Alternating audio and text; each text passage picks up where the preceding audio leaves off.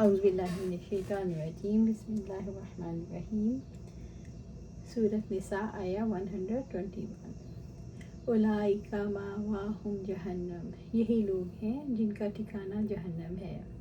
اللہ تعالیٰ نے ان لوگوں کو تنبیہ کی کہ جو شیطان کے وعدوں اور اس کی دلائی ہوئی امیدوں کو سچا سمجھ رہے ہیں، قیامت کے دن ان کا ٹھکانہ اور انجام جہنم ہے، جس سے انہیں بھاگنے اور چھپنے کی جگہ نہیں ملے گی اور نہ وہ اسے رہائی اور نجات پائیں گے۔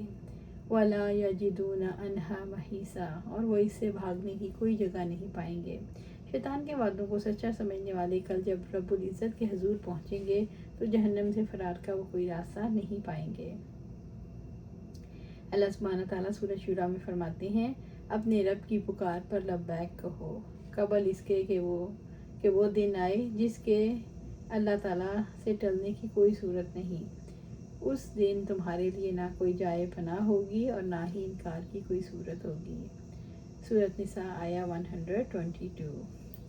والذین آمنوا وعملوا الصالحات سندخلهم جنات تجری من تحتها الانہار خالدین فیہا ابدا، اور وہ جو ایمان لائے ہیں اور انہوں نے نیک عمل کیے ہیں انہیں ہم بہت جلد جنتوں میں داخل کریں گے جن کے نیچے نہریں بہتی ہیں، ان میں ہمیشہ رہنے والے ہیں ہمیشہ ہمیشہ۔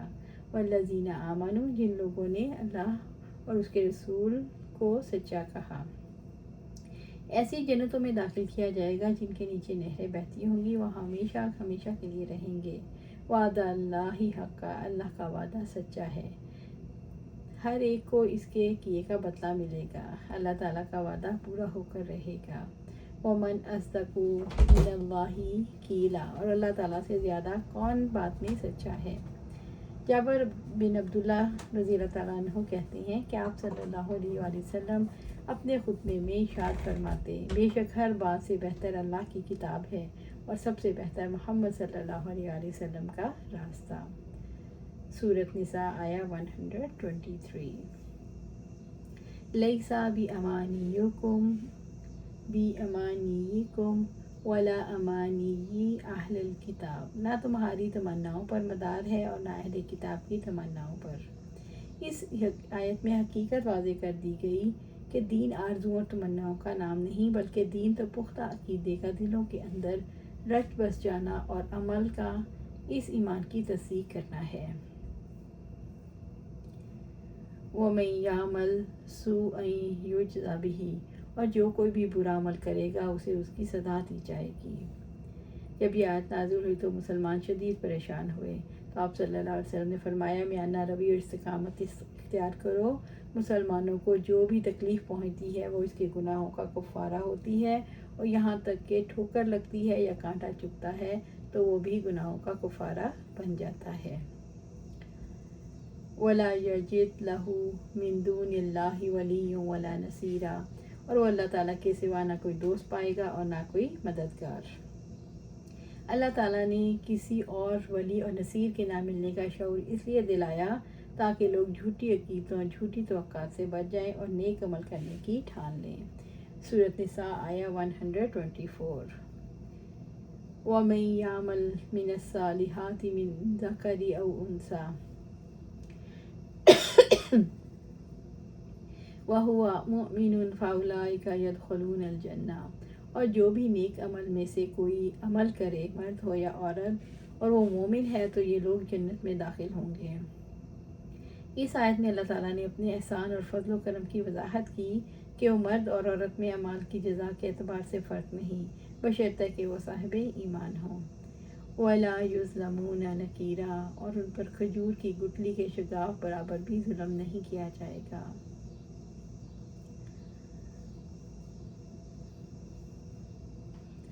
سورۃ نساء آیا 125۔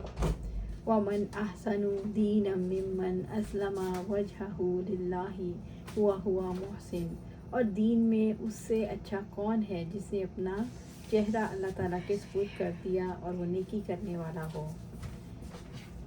ہر عمل کے لیے دو شرائط ہیں، خالص اللہ کے لیے، اللہ کی رضا کے لیے ہو اور سنت کے مطابق ہو۔ خالص وہ عمل ہے جو دل سے کیا جائے، اور ثواب وہ عمل ہے جو سنت اور شریعت کے مطابق ہو۔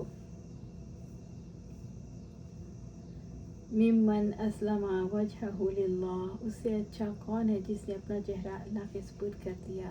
चेहरा सबसे मुअज़्ज़ज़ उज़्व है, फिर जब वो अल्लाह के आगे झुक जाता है तो सारे अज़ा उसके ताबे हो जाते हैं।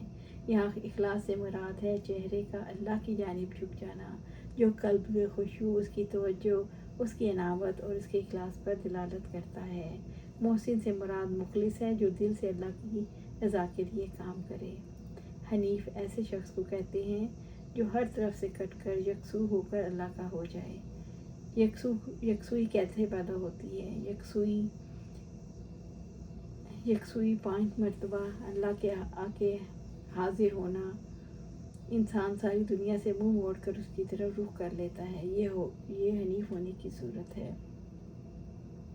नमाज के अलावा भी अपनी ज़िंदगी में अपनाए, अपने हर मामले को अल्लाह पर छोड़ दे, अपनी ज़िंदगी के सारे अल्लाह के फ़ैसले पर छोड़ दे और सुन्नत रसूल सल्लल्लाहु अलैहि वसल्लम के मुताबिक करे। अपनी ख्वाहिश और दूसरों की मर्ज़ी को अल्लाह के मुकाबले में अहमियत न दे। वत्तबा मिल्लत इब्राहीम हनीफ़ा, और उसने इब्राहीम की मिल्लत की पैरवी की और वो एक अल्लाह की तरफ होने वाला था। मिल्लत इब्राहीम, अल्लाह ताला की इबादत करना जो एक है, उसका कोई शरीक नहीं। वत्तख़ज़ल्लाहु इब्राहीम खलीला, और इब्राहीम को अल्लाह ने ख़ास दोस्त बना लिया। खुल्ला मोहब्बत की बुलंद तरीन नौ है और मोहब्बत का ये आला तरीन मरतबा है। जुंदब रज़ी अल्लाह ताला फरमाती हैं, मैंने आप सल्लल्लाहु अलैहि वसल्लम को अपने वसाल के 5 दिन पहले ये कहते हुए सुना।